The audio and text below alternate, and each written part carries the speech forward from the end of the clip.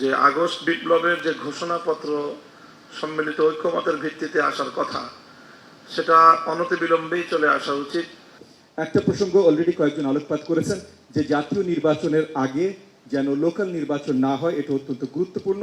এইটার ডিটেল আলোচনা অবশ্যই আপনাদের সাথে আমরা যখন কমিশনে বসবো তখন করবো। তবে আমি আগে থেকেই বলছি, এটা কমিশনের হেডদের এবং মাননীয় প্রধান উপদেষ্টার জ্ঞাতার্থের জন্য আমরা সবাই, আমার মনে হয় এখানে বেশিরভাগ লোকের সাথে কথা বললে আপনারা ওখানে একটা ঐক্যমতের কাছাকাছি পৌঁছতে পারবেন। আর হলো যে আওয়ামী লীগ যেন নির্বাচনে না আসতে পারে। আওয়ামী লীগ একটা আপনার টেররিস্ট অর্গানাইজেশন হতে হলে ব্যাখ্যা যা যা পূরণ করতে হয়, ইলিগাল অ্যাক্টিভিটি, আপনার পপুলেশনকে অ্যাটাক করা, আপনার অর্গানাইজেশন স্ট্রাকচার থাকা, মানে যতগুলো আছে সবগুলো আওয়ামী লীগ ফুলফিল করে।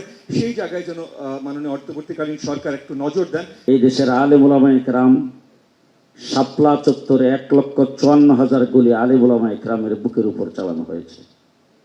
2021 সালে বাংলাদেশের মোড়ে মোড়ে ভাস্কর্যের নামে মূর্তি স্থাপন করে দেশটাকে মূর্তির রাজত্বে পরিণত করতে চেয়েছিল।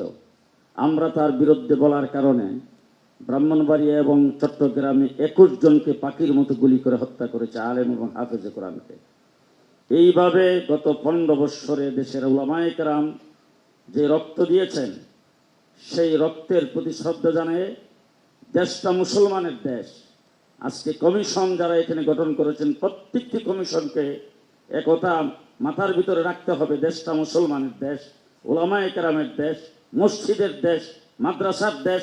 সুতরাং যত সংস্কার হবে, সমস্ত সংস্কারের প্রতি ইসলামের প্রতি খেয়াল রাখতে হবে, দ্বীনের প্রতি খেয়াল রাখতে হবে, তারপরে সংস্কার হবে।